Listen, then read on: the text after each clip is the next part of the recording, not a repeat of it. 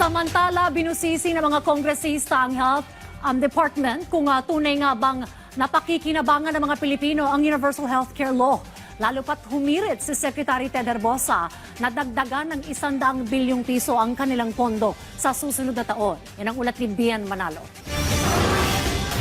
Mahigit 300 bilyong piso ang nakalaang pondo para sa Department of Health o DOH sa susunod na taon sa ilalim ng 2026 National Expenditure Program.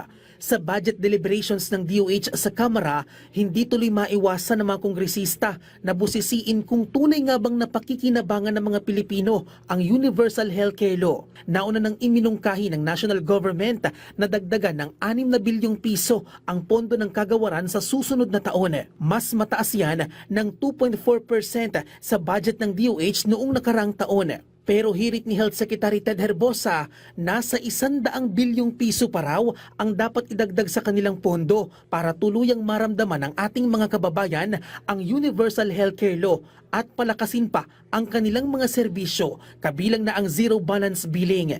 Nag-estimate yung mga health economists as to how much the Department of Health needs annually to fulfill itong universal healthcare. At ang figure na binigay nila ay 450 billion pesos annually.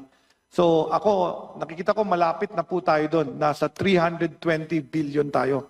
Siguro another 100 billion could actually help. But also, there's the absorptive capacity of DOH. So we won't ask for all of that. We will only ask for what we can utilize per year.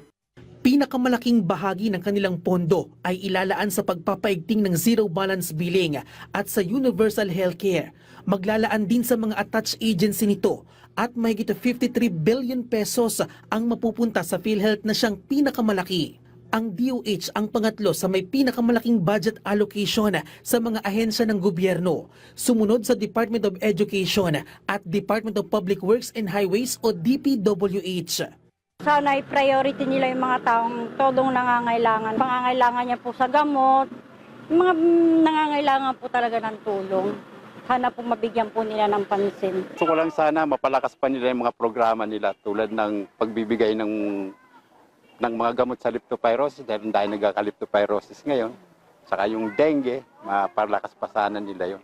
Sa isang pag-aaral ng isang universidad at pharmaceutical company, bagamat malaking bahagi ng health budget ng mga lokal na pamahalaan ay napupunta sa mga serbisyong pangkalusugan, dapat pa rin anilang magkaroon ng malinaw na gabay, technical support at intergovernmental coordination mula sa mga ahensya ng gobyerno, kabilang na ang Department of Budget and Management para masigurong epektibong nagagamit ang pondo para sa mga mamamayan. Bagamat pinalawig pa ng PhilHealth ang kanilang mga benepisyo, kailangan pa rin nilang bumuo ng malinaw na balangkas para sa mga opsyonal na karagdagang benepisyo sa pamamagitan ng mga karagdagang kontribusyon.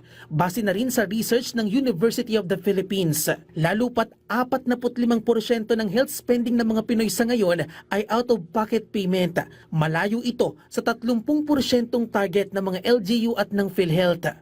We need to fine-tune the processes in terms of policy, in terms of the budget cycle, planning, to ensure that there's no wastage. So one of their main recommendations is basically coordination between DOH, DBM, the Department of Finance. Samantala, kasunod ng kawalan ng budget ngayong taon, umaasa si PhilHealth Acting President and CEO Dr. Edwin Mercado na mabibigyan sila ng pondo sa susunod na taon para mapalawig pa ang kanilang mga benepisyo at programa. Kabilang na dyan ang kanilang yakap o Yaman sa Kalusugan programa.